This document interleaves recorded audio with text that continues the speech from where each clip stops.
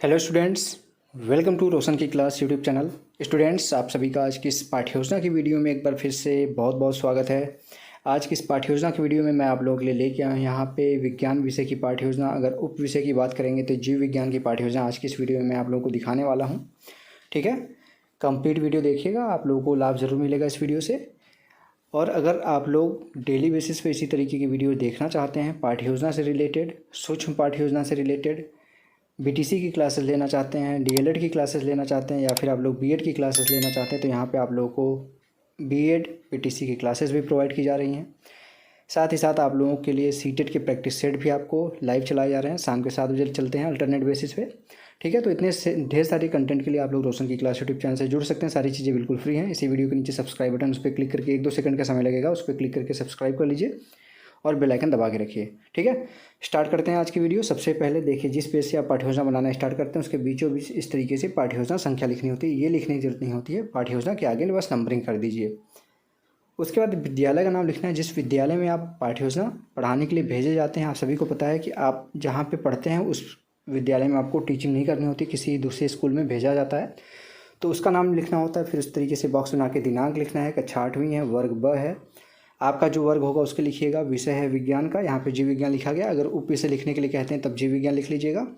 चक्र है तृतीय, चक्र को ही कहीं कहीं पे कालांश भी कहते हैं, कालांश कहिए, चक्र कहिए, दोनों चीज़ें सेम होती हैं। इसका मतलब ये होता है कि आप किस पीरियड में आप जा रहे हैं उस चैप्टर को पढ़ाने के लिए। अवधि है 35 मिनट का। ठीक है, अब नेक्स्ट आपका यहाँ पे देखिए प्रकरण है रक्त, यानी कि ब्लड।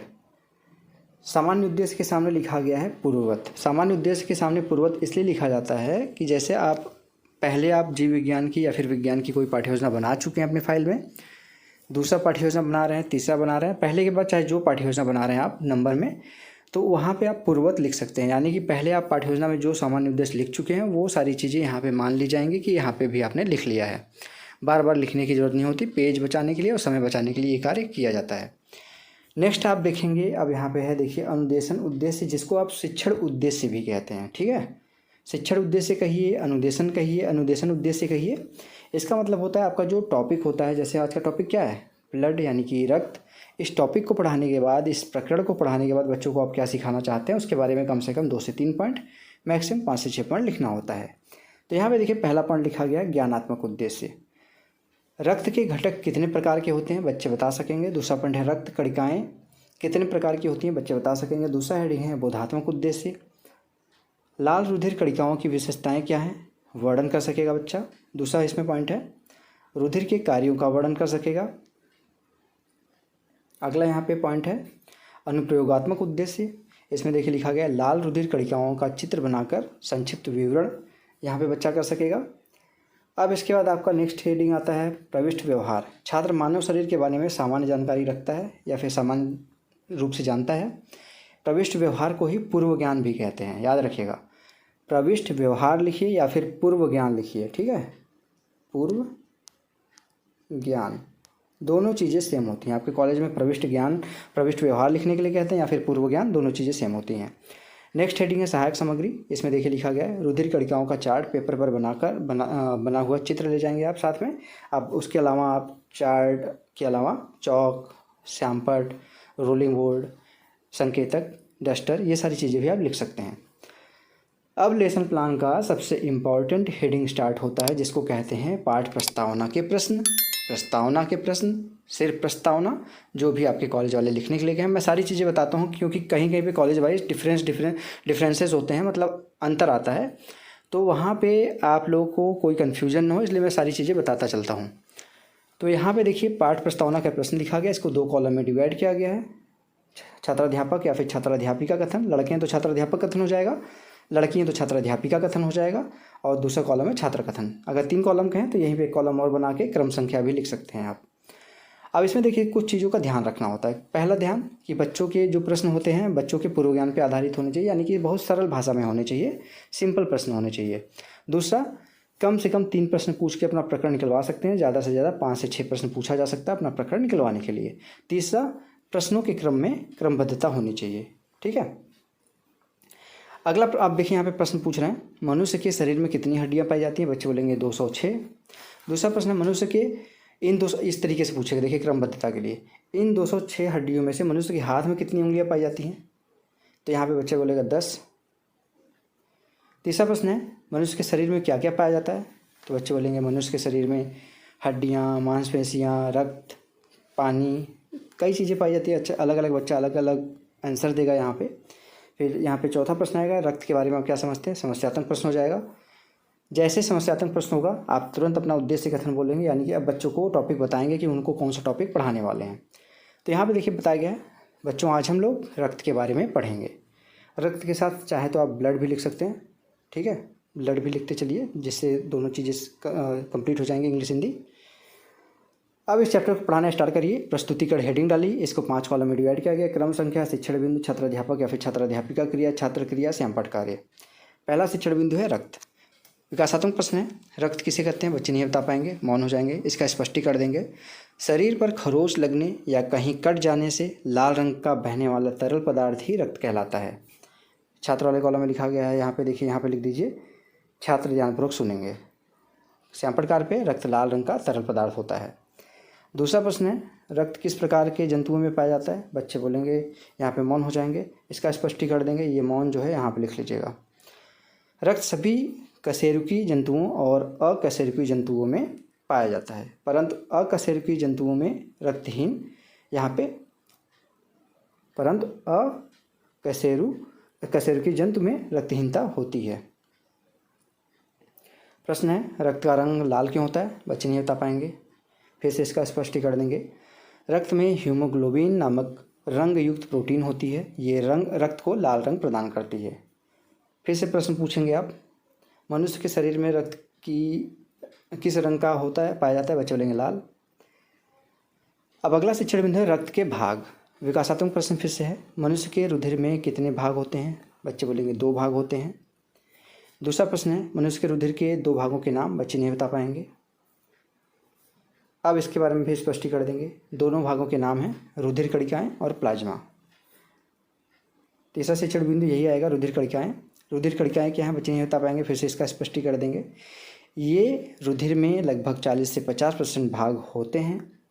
रुधिर कणिकाएं लाल और श्वेत रंग दोनों रंग की होती हैं। रुधिर कणिकाएं कितने प्रकार की होती हैं यहाँ पे पूछेंगे तो बच्चे नहीं बता पाएंगे। रुधिर कणिकाएं 3 प्रकार की होती हैं, श्वेत रुधिर कणिकाएं, लाल रुधिर कणिकाएं और प्लेटलेट्स। लाल रुधिर कणिकाएं क्या? फिर से विकासात्मक प्रश्न है, लाल रुधिर कणिकाएं किसे कहते हैं? बच्चे नहीं बता पाएंगे। फिर से स्पष्टीकरण देंगे। ऐसी रुधिर कणिकाएं जो छोटी, चपटी और गोल तथा दोनों ओर से बीच में दबी हुई, अर्थात यहाँ पे अभ्यातल, यानी जो इस तरह से होता है, देखेंगे आप, इस तरह से दबा हुआ कॉन्वेक्स लेंस की तरह कहलाती हैं।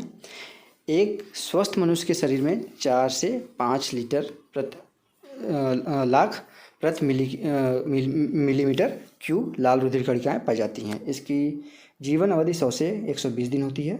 यहाँ पे लाल रुधिर कणिकाओं का फिगर भी बना के आप दिखा सकते हैं।